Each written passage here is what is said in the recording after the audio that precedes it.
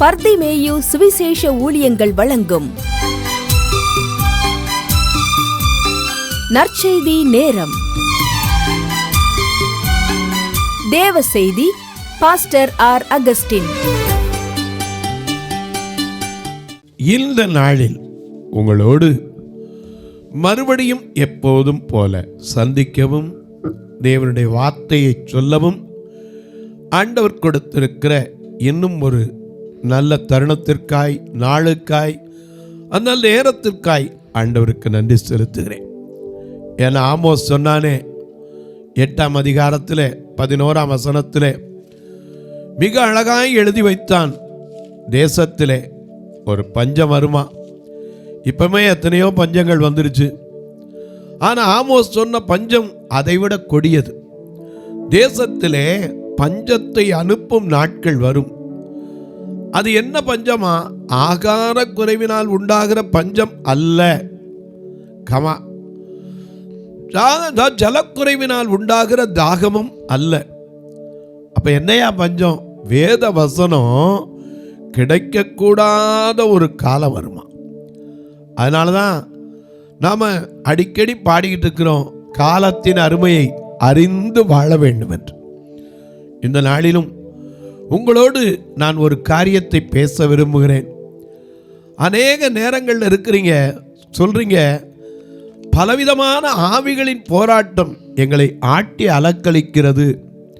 இதை குறித்து கொஞ்சம் எங்களுக்கு விளங்கி கொள்ளும்படி, ஆவிகள் எப்படி இருக்கும், என்ன கண்டுபிடிக்கலாம் அப்படிங்கிறத எனக்கு கொஞ்சம் விளக்கமாக சொல்லுங்கன்னு. நிச்சயமாக சொல்கிறேன். நீங்களும் எல்லாரும் உங்களுடைய வேதாகமத்தை எங்கே இருந்தாலும் சரி, இந்த நிகழ்ச்சியை பார்க்கும்போது மறக்கக்கூடாது. உங்கள் புஸ்தகத்தை கையில் எடுத்து, ஏன்னா இது வேத புஸ்தகம், நான் சொல்லலை. ஏசாயா 34:16 சொல்லுகிறது கர்த்தருடைய புஸ்தகம் என்று சொல்லப்பட்டிருக்கிறது. இந்த கர்த்தருடைய புஸ்தகத்தில் தேடித்தான் நம்ம வாசிக்கணும். 34:16 வாசிக்கிறோம், கர்த்தருடைய புஸ்தகத்திலே தேடி வாசியுங்கள், இவைகளில் ஒன்றும் குறைவுபடாது, ஒன்றும் ஜோடு இல்லாம இருக்கவே இருக்காது. ஆகையினால கர்த்தருடைய வாயே இதை சொன்னது என்று சொன்னபடி இந்த புஸ்தகத்தை கையில் எடுத்து எல்லாரும் ஒரு காரியத்தை திருப்புவீங்களா? பரிசுத்த லூக்கா எழுதின சுவிசேஷம் 10வது அதிகாரம் 17 20 வரைக்கும், from 17 to 20. Please take your Bible and read it to the particular passage. According to Saint Luke chapter 10, from 17 to 20. எல்லாரும் கையில் எடுப்பீங்களா? அப்படி எல்லாரும் எடுக்கிற வரைக்கும் எல்லாருக்கும் தெரிஞ்சது அருமையான ஒரு மைனர் ஸ்கேல்ல பாடுமா? இந்த காலம் பொல்லாதது, உன்னை கர்த்தர் அழைக்கிறார். இந்த காலம் பொல்லாதது, உன்னை கர்த்தர் அழைக்கிறார். நீ வாழும் வாழ்க்கைதான், அது வாடகை வீடுதான். நீ வாழும் வாழ்க்கைதான், அது வாடகை வீடுதான். இந்த காலம் பொல்லாதது, உன்னை கர்த்தர் அழைக்கிறார்.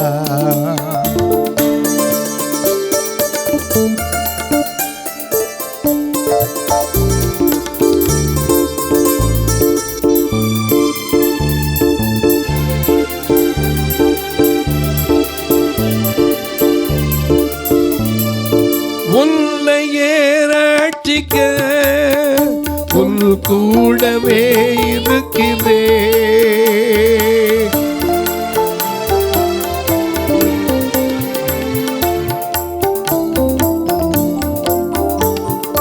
உன்னையே ரட்சிக்க உன் கூடவே இருக்கிறேன் என்று வாக்கு அழித்தவர் நம்மை காத்து வருகிறார் என்று வாக்கு அழித்தவர் நம்மை காத்து வருகிறார். இந்த காலம் இந்த காலம் இந்த காலம் கொல்லாதது, உன்னை கர்த்தர் அழைக்கிறார். நீ வாழும் வாழ்க்கைதான் அது வாடகை வீடுதான். நீ வாழும் வாழ்க்கைதான் அது வாடகை வீடுதான். இந்த காலம் இந்த காலம் இந்த காலம் கொல்லாதது, உன்னை கர்த்தர் அழைக்கிறார்.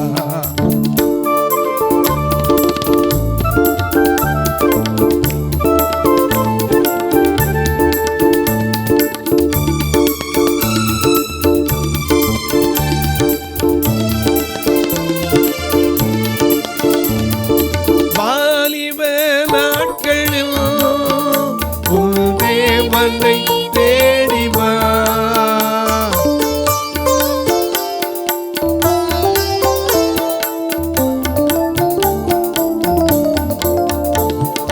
வாலிப நாட்களில் உன் தேவனை தேடி வா. சாத்தான் கள்ளத்தில் போரிட ஜெப வீரனா திகழவா.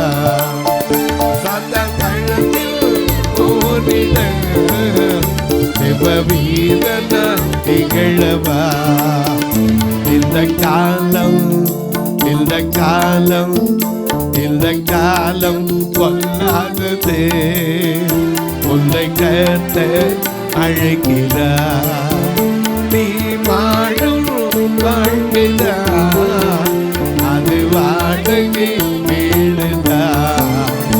இந்த காலம் இந்த காலம் இந்த காலம் கொல்லாதது, உன்னை கர்த்தர் அழைக்கிறார்.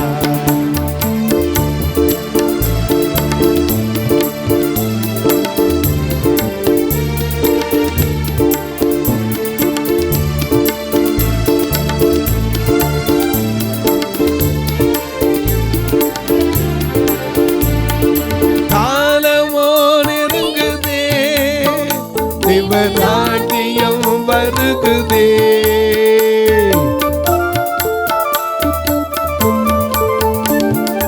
காலமோ நெருங்குதே, நாட்டியம் வருகுதே.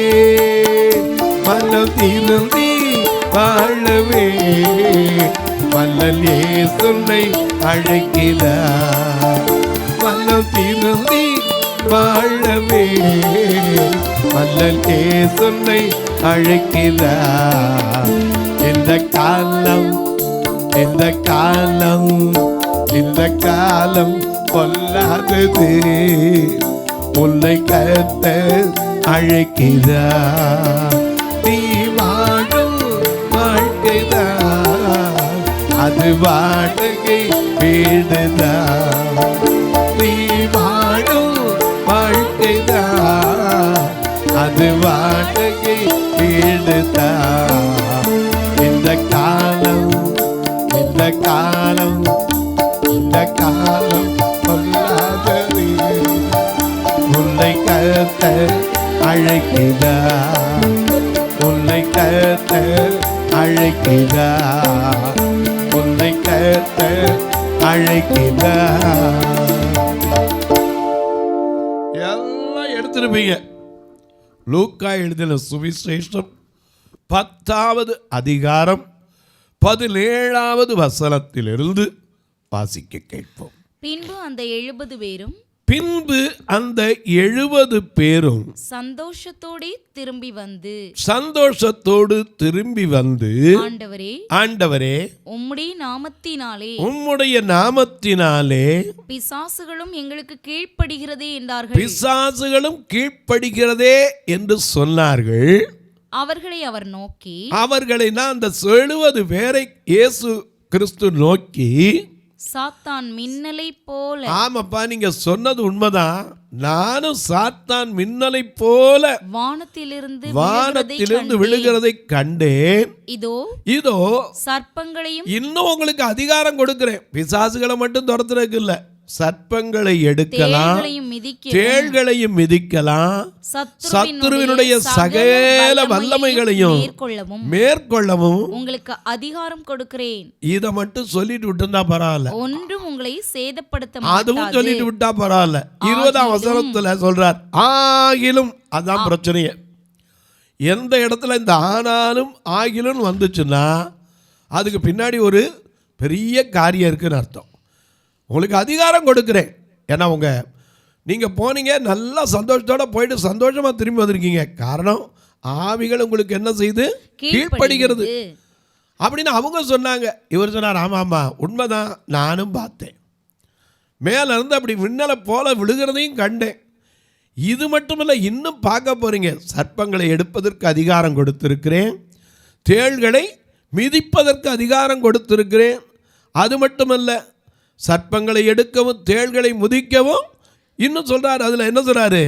சாவுக்கேதுவான ஒன்றை குடித்தாலும் உங்களுக்கு சேதப்படுத்தாது, பிசாசுகளை துரத்த எல்லாத்துக்கும் அதிகாரம் கொடுக்கிறேன். ஆகிலும் ஒன்று உங்களை சேதப்படுத்த முடியாது, ஏன்னா என்னுடைய நாமத்தை அறிந்திருக்கிற நீங்க. ஆகிலும் உங்களுக்கு ஒரு காரியத்தை தெரியணும் அப்படின்னு சொல்றார். என்ன சொல்றாரு? வாசிக்க 20ஆம் வசனத்தை. ஆகிலும் ஆவிகள் உங்களுக்கு கீழ்ப்படுகிறதற்காக நீங்கள் சந்தோஷப்படாதீங்க. ஏன்னா அதை விட ஒரு மேலான ஒரு காரியம் இருக்கு. என்ன காரியம்? உங்கள் நாமங்கள் பரலோகத்தில் எழுதியிருக்கிறதற்காக சந்தோஷப்படுங்கள் என்று சொன்னாரே. இன்றைக்கு நீங்க கேட்குறீங்க, ஆவிகள்லாம் நமக்கு கீழ்ப்படியுமா? நிச்சயமா. நமக்குள்ள இருக்கிற ஆவி போயிட்டா நம்ம வார்த்தை அதிகாரம் நமக்கு இருக்காது, நமக்கு தெரியல.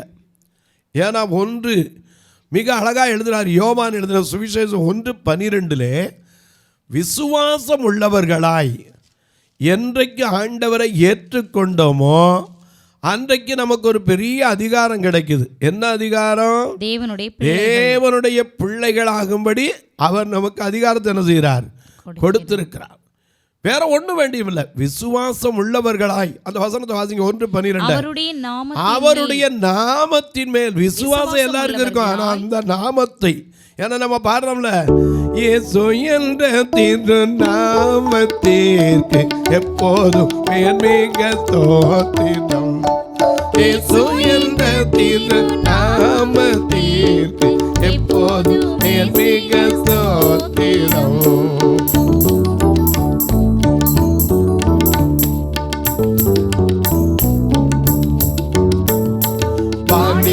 பூமியிலும் மேலான நாமம் வல்லமையுள் நாமமது. வானிலும் பூமியிலும் மேலான நாமம் வல்லமையுள் நாமமது. துய சொல்லி துதித்திடும் நாமமது. துய சொல்லி துதித்திடும் நாமமது. இயேசு என்ற திரு நாமத்திற்கு எப்போதும் மிக ஸ்தோத்திரம். இயேசு என்ற திரு நாமத்திற்கு எப்போதும் மிக ஸ்தோத்திரம்.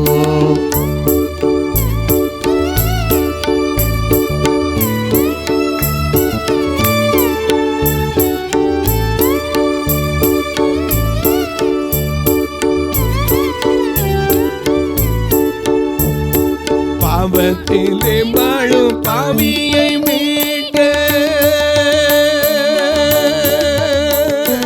பாவத்திலே வாழும் பாவியை மீட்க பாவினில் வந்த நாமமது. பாவத்திலே வாழும் பாவியை மீட்க பாவினில் வந்தவை நாமமது. பரலோகத்தில் வேண்டும் நாமமது. பரலோகத்தில் வேண்டும் நாமமது. இயேசு என்ற திரு நாமத்திற்கு எப்போதும் மிக ஸ்தோத்திரம். இயேசு என்ற திரு நாமத்திற்கு எப்போதும் மிக ஸ்தோத்திரம்.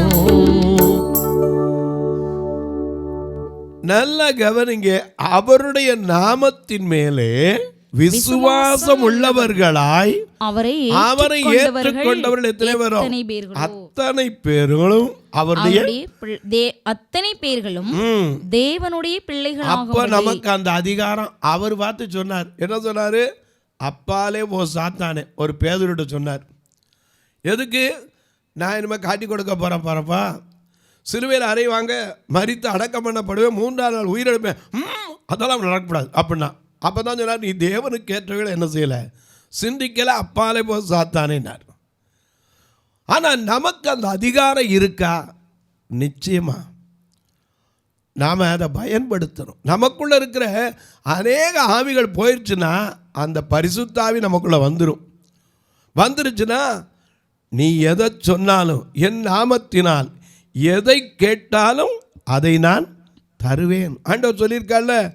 ஏன்னா அவர் எடுத்துக்கொள்ளப்படும் போது சீஷர்களுக்கு சொன்னார், நான் உங்களை திக்கற்றவர்களோ, மிக அழகாக சொன்னார். யோவான் 14:18 மிக அழகா சொன்னார், நான் உங்களை திக்கற்றவர்களாக விட்டு போகவே மாட்டேன், உங்களிடத்தில் வருவேன். இன்னும் கொஞ்ச காலம் உலகம் என்னை காணாது, நீங்கள் என்னை காண்பீர்கள். நான் பிழைக்கிறபடியினால் நீங்களும் பிழைத்திருப்பீர்கள்.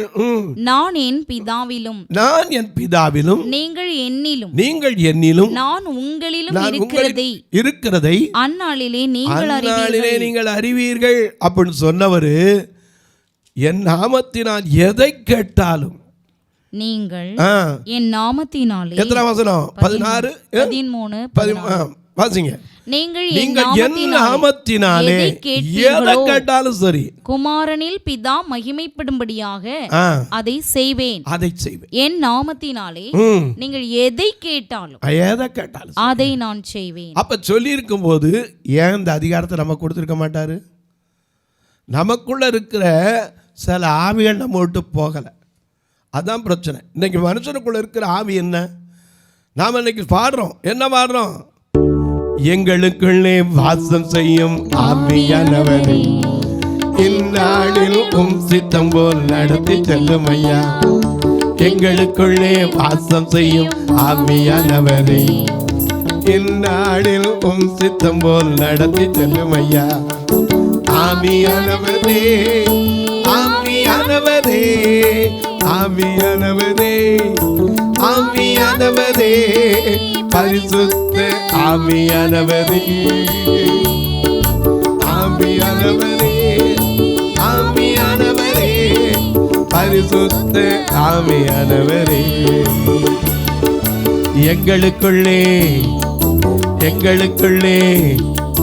எங்களுக்குள்ளே வாசம் செய்யும் ஆவியானவரே, இந்நாளில் உம் சித்தம் போல் நடத்தி செல்லும் ஐயா.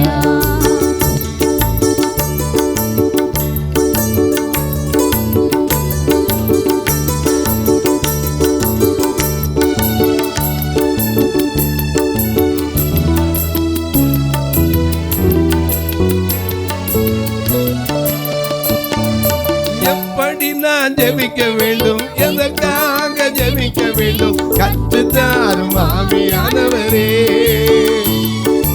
எப்படி நான் ஜெபிக்க வேண்டும், எதற்காக ஜெபிக்க வேண்டும், கற்றுத்தாரும் ஆவியானவரே.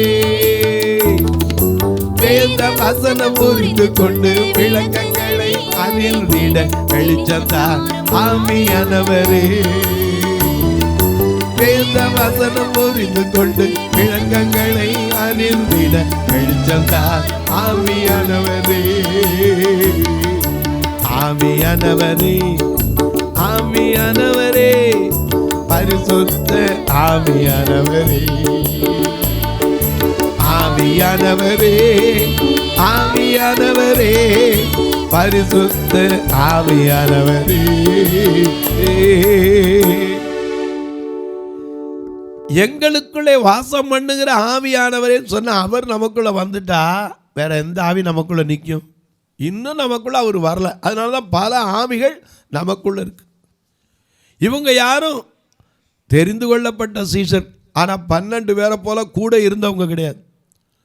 70 பேரை ஆண்டவர் சேர்த்து அனுப்புகிறார். 2 பேரா அனுப்பினார். அது எதுக்குள்ளே போக சொல்லி அனுப்புகிறாரு?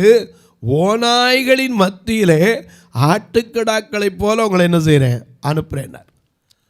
அவங்க போயிட்டு எப்படி சந்தோஷமாக இருந்தாங்க? ஓநாய் ஆட்டை பார்த்தா விடுமா? விடாது. ஆனால் அவங்க சந்தோஷமாக திரும்பி வந்து சொல்கிறாங்க, ஐயா நாங்கள் போயிட்டு வந்தோம், சந்தோஷத்தோடு வந்திருக்கோம். ஏன்னா பிசாசுகள் கூட எங்களுக்கு கீழ்ப்படியுது. நாங்கள் பைபிள் காலேஜ் படிக்கும்போது இப்படி தான் திருச்சிராப்பள்ளியில் நான் படித்தேன். படிக்கும்போது என்ன செய்வாங்க, ஒரு வேனில் ஏற்றுவாங்க. எப்படி ஒரு 4-5 வேன் போகும். சில நேரம் பஸ்ஸு கூட வாடகை பிடிப்பாங்க. கொண்டுட்டு போய் காலையில் ஒரு 10 மணிக்கு ஏதாவது ஒரு ஊரில் இறக்கி விட்ருவாங்க. இறக்கி விட்டுட்டு சாயந்தரம் நீங்கள் திருப்பி அங்கே வந்து சேர்ந்துருங்கன்ட்டு அவங்க பஸ் எடுத்துகிட்டு வந்துடுவாங்க. கையில் ஒரு காசும் கொடுக்க மாட்டாங்க. போய் நீங்கள் ஊழியம் செய்யணும், காணிக்கை கொடுத்தா வாங்கிக்கலாம், சாப்பாடு கொடுத்தா சாப்பிட்டுக்கலாம், பஸ் ஏறி வந்தாலும் சரி நடந்து வந்தாலும் சரி எங்கள்கிட்ட கையில் விட்டுட்டு போயிடுவாங்க. சிலர் பார்த்தீங்கன்னா அவங்க சொல்லுவாங்க, அங்கே போன இடத்துல அருமையாக வரவேற்பு. இன்னொரு சொல்லுவாங்க, யாருமே கூப்பிடலையா. இன்னொரு குரூப் சொல்லும், ஒன்றும் கிடைக்கலையா, சும்மா தான் வந்தோம், தண்ணி கூட குடிக்க முடியாமல். ஆனால் அதே முதல்ல வந்த குரூப்பு சந்தோஷத்தோடு சொல்லும், எங்களுக்கு போன இடத்துல வாங்க வாங்க வாங்கன்னு. ஏன் கேட்குற, டீயும் பிஸ்கட்டும் போதும் போதும் ஆகிப்போச்சு. சிலர்லாம் வீட்டில் சாப்பாடே ரெடின்ட்டாங்க. எனக்கு அன்பானவர்களே, ஆண்டவர் அந்த 70 பேரை என்ன சொன்னார், நீங்கள் பணப்பை எடுத்துகிட்டு போக வேண்டாம், வழிக்கு என்ன செய்ய வேண்டாம், ஏதாவது பாதரட்சை கூட என்ன செய்ய வேண்டாம், எடுத்துகிட்டு போக வேண்டாம். ஒரு வீட்டுக்கு போனால் என்ன செய்யுங்க, அங்கே தங்கிடுங்க. அவங்க உங்களை ஏற்றுக்கொண்டா என்ன செய்யுங்க, அவங்களுக்கு பெறப்படும் போது என்ன சொல்லுங்க, சமாதானம் சொல்லுங்க. நீங்கள் சொல்கிற சமாதானம் அங்கே நிற்கன்னா அவன் அதுக்கு பாத்திரமாக இருந்தால் நிற்கும். இல்லாட்டா என்ன செய்யுங்க, தூசி உதறிட்டு வந்துடுங்க. அது சோதோம் குமாரோவை விட மோசமாக இருக்கும் அப்படின்னு சொல்லி பல காரியத்தை அவங்களுக்கு சொல்லி அனுப்புகிறார். இப்படி அனுப்புகிற 70 பேர் போயிட்டு திரும்பி வந்து பேசுகிற ஒரு காரியத்தை தான் இங்கே வாசிக்க கேட்டோம். என்ன கேட்டோம்? அவர்கள் திரும்பி வந்து இயேசுவானவர் அனுப்புகிற இடத்துக்கு திருப்பி வராங்க. 17 வசனத்தில் பாருங்கள், திரும்பி வந்து அவங்க சொல்றாங்களாம், பின்பு அந்த 70 பேரும் சந்தோஷத்தோடு திரும்பி வந்து, ஆண்டவரே உம்முடைய நாமத்தினாலே பிசாசுகள் எங்களுக்கு கீழ்ப்படியுதையானா. இவர் சொன்னாரு, இது ஒன்றும் பெரிய காரியம் இல்லை, நானும் தான் பார்த்தேன். உங்களுக்கு இது மட்டும் இல்லை, இன்னும் அநேக அதிகாரத்தை கொடுக்குறேன். சர்ப்பங்களை எடுக்கலாம், தேள்களை மிதிக்கலாம், சத்துருடைய சகல வல்லமைகளை நீங்கள் மேற்கொள்ளலாம். ஆகிலும் ஒரு காரியத்தை நீங்கள் தெரிஞ்சுக்கணும், இந்த ஆவி கீழ்ப்படுகிறதுக்காக என்ன செய்யாதீங்க, சந்தோஷப்படாதீங்க. உங்க பேர் எங்க இருக்கணுங்கிறத அதை யோசிங்க. என்னார் தொலைக்காட்சியில் பார்க்கிற என் அன்பு மக்களே, ஆவிகள் பல இருக்கிறது. இந்த மனுஷனுக்குள்ள இருக்கிற அந்த ஆவியெல்லாம் போச்சுன்னா பரிசுத்த ஆவி நம்மிடத்தில் வந்துடும். இன்னைக்கு அநேகம் சொல்லுங்க, அபிஷேகம் கிடைக்கலங்க, அபிஷேகம் கிடைக்கல. எப்படிங்க கிடைக்கும்? நமக்குள்ளே இருக்கிற காரியம் போகணுமே. நம்ம இருதயத்துக்குள்ளே ஒரு கூட்ட குப்பையே இருக்குது, மனசுக்குள்ளே அதை விட இருக்குது. நமக்குள்ளே இருக்கிற ஆவி இன்னும் எத்தனையோ ஆவி உங்களுக்கு சொல்ல போகிறேன் வரிசையாக. அதனால எத்தனை ஆவி இருக்குதுன்னு அதை தெரிஞ்சுக்கிட்டிங்கன்னா அந்த ஆவியை முதல்ல நம்ம என்ன செய்யணும், வெளியே அனுப்பணும். அப்போந்தான் ஆண்டவருக்குள்ளே சிலுவையில் அடிக்கணும், அப்போந்தான் அது வரும். எனக்கு அன்பானவர்களே, நீங்கள் இந்த நிகழ்ச்சியை பார்க்கும்போது சந்தோஷப்படுறீங்க. ஒரு வார்த்தை ஜெபம் பண்ணுறீங்களா? 30 நாளும் தடையில்லாமல் வருவதற்கு ஒவ்வொரு நாள் ப்ரோக்ராமும் பார்த்தீங்கன்னா ரெக்கார்டிங்கோட சேர்த்து 5000 ரூபா இருந்தது, 4000 ரூபா தொலைக்காட்சிக்கு மட்டும். 30 பேர் எழுந்திருக்கணும். நீங்களும் ஜெபம் பண்ணுங்க. ஏன்னா எங்களுடைய ஆலயத்தை எப்போமாவது வந்து பாருங்கள். போன வாரம் கூட சகோதரன் ஆனந்தராஜ் அவருடைய குடும்பத்தார் திருச்சியிலேருந்து வந்துருந்தீங்க. வந்து பார்த்துட்டு சொன்னீங்க, ஐயா நாங்கள் டிவியில் பார்த்த மாதிரி தான் ஐயா வரும், கீபோர்டு வச்சு நீங்கள் வாட்டில் உட்காந்துருங்க. நாங்கள் கூட யோசித்தோம், ஏதோ ஒரு இதில் எடுத்து அப்படி போடுறாங்க, வந்து பார்த்தா இதே மாதிரி தான் இருக்குது. சந்தோஷம். இனிமேல் நாங்கள் எங்கே சுற்றினாலும் ஒரு வருஷத்தில் 2 தடவையாவது இந்த ஊழியத்தை நேசிக்க வந்துடுவோம். நாங்கள் நீங்களும் வந்து பாருங்கள். கர்த்தர் ஏவினால் ஒரு நாள் நிகழ்ச்சியை தாங்கலாம். உங்கள் பிறந்த நாள், திருமண நாள் போன்ற நல்ல நாட்களிலே இந்த ஆலயத்தில் வர்ற மக்களுக்கு ஒரு நாள் உணவு கொடுக்க உதவலாம், ஒரு ஊன்றுகோலை கொடுக்க உதவலாம். உங்கள் ஊரில் ஒருவேளை கன்வென்ஷன்கள் வைக்கணும். ஏன்னா அன்றைக்கெல்லாம் ஒருத்தர் கேட்டார், நீங்கள்லாம் டிவியில் பேசுகிற ஆட்கள் எங்கள் ஊருக்கெல்லாம் வருவீங்களான்னார். நிச்சயமாக அப்படிலாம் கிடையாது, எல்லா இடத்துக்கும் வருவோம். நீங்கள் கொஞ்சம் முன்னாடி சொல்லணும். வந்தீங்கன்னா இதே மாதிரி கீபோர்டை வச்சுக்கிட்டு தான் கமிட்டி அது கூட்டத்தோடய கொஞ்ச நாள் தனியாக சொல்லணும், தனியாக வேணாம் சொல்ல. பெரும்பாலும் கூட்டத்தோடு சொன்னீங்கன்னா நல்லது. ஏன்னா மக்கள் வந்து கூட இருந்து வாசிக்கும் போது தான் கேட்குறதுக்கு அது அருமையாக இருக்கும். உங்கள் ஆலயங்களில் இப்படி வைக்க வேண்டும் என்று விரும்பினால் நீங்களும் தொடர்பு கொள்ளலாம். அது மட்டும் இல்லை, நாங்கள் அதுக்கு ஊழியத்துக்கு உதவி செய்யணும். எப்படி 2 நம்பர் வந்துக்கிட்டே இருக்கும், ஜிபே, ஃபோன்பே. இது வழியாக தொடர்பு கொள்ளலாம். ஒருவேளை கணக்கு வைப்பதற்கு எனக்கு வேண்டும் என்று சொல்வீர்களானால் என்கிட்ட கேளுங்க. அதுக்குன்னு ஒரு நம்பரே இருக்குது, அதற்குன்னு ஒரு தனியாக கொண்டிருக்கு தர. உங்களுக்கு அதுக்கு பில்களும் நீங்கள் உபயோகப்படுத்தி கொள்ளலாம். உங்கள் ஜபக்காரி எது இருந்தாலும் காலை 10 மணிலேருந்து 5 மணிக்குள்ளே எப்பவும் சொல்லலாம். இப்போது உங்களுக்காக ஜெபிக்கட்டுமா? அன்பில் பரலோக பிதாவே, ஆவிகள் எங்களுக்கு கீழ்ப்படுகிறதற்காக நாங்கள் சந்தோஷப்பட வேண்டாம். எங்களுடைய பேர் எங்கே இருக்கணும் அதை குறித்து ஆண்டவரே எங்களுக்கு திட்டமும் தெளிவாக சொல்லுங்கள். எங்களுக்குள் இருக்கிற ஆவி என்ன? சில வேளைகளில் ஏன் நாங்கள் சொன்னால் நடப்பதில்லை? நாங்கள் சொல்லுகிறோம், ஜெபிக்கிறோம், சில நேரம் ஜெபத்தின்படி கிடைக்கல. எங்களுக்குள் இருக்கிற தடை என்ன? அதை குறித்து கர்த்தர் பேசுங்க. இந்த ஊழியத்தை தாங்குகிற, ஜெபிக்கிற, கொடுக்கிற எல்லா மக்களையும் ஆசீர்வதிங்க. எங்கெங்கே சுகவீனத்தோடு, பலவீனத்தோடு, சோர்வோடு, அசதியோடு, சுகர்னால கைகளை இழந்து, கால்களை இழந்து, விரல்களை இழந்து எந்திரிக்க கூட முடியாமல் படுத்திருக்கிற அன்பு தாய்மார்களுக்காய், தகப்பர்களுக்காய் ஜெபிக்கிறேன்.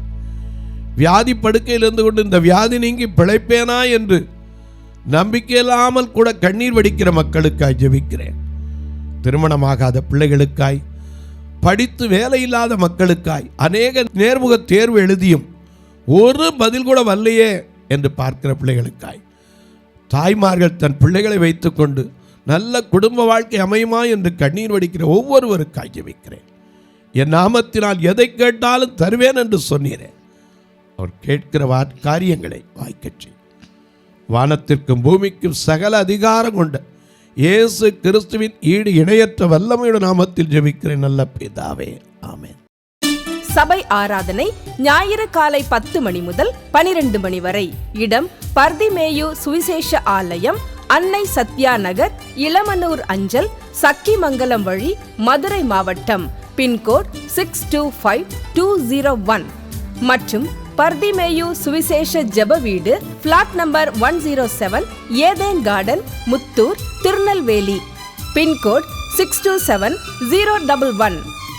சிறப்பு உபவாச கூட்டம் ஒவ்வொரு மாதமும் 2வது சனிக்கிழமை காலை 10 மணி முதல் 1 மணி வரை நாகர்கோவில் YMCA ஹாலில் வைத்து நடைபெறுகிறது. மற்றும் ஒவ்வொரு மாதமும் 4வது சனிக்கிழமை காலை 10 மணி முதல் 1 மணி வரை திருநெல்வேலி புதிய பேருந்து நிலையம் அருகில் உள்ள கிரேஸ் ஹாலில் வைத்து நடைபெறுகிறது. எங்கள் எல்லா ஆராதனைகளிலும் கலந்து கொண்டு தேவனை மகிமைப்படுத்த அன்பாய் அழைக்கிறோம்.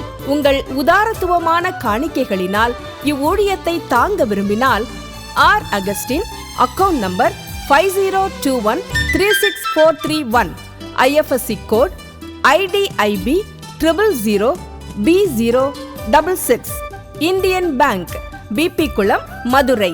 ஜிபே நம்பர் 9842181917, BGM மினிஸ்ட்ரீஸ் மற்றும் 9442559772, பிளைண்ட் மினிஸ்ட்ரீஸ் அகஸ்டின். உங்கள் தொடர்புக்கு பாஸ்டர் ஆர் அகஸ்டின், பர்திமேயு சுவிசேஷ ஊழியங்கள், நாகமலை, புதுக்கோட்டை, மதுரை 625019. தொலைபேசி எண்கள் 9842181917 மற்றும் 9442559772. கர்த்தர் தாமே உங்களை ஆசீர்வதிப்பாராக.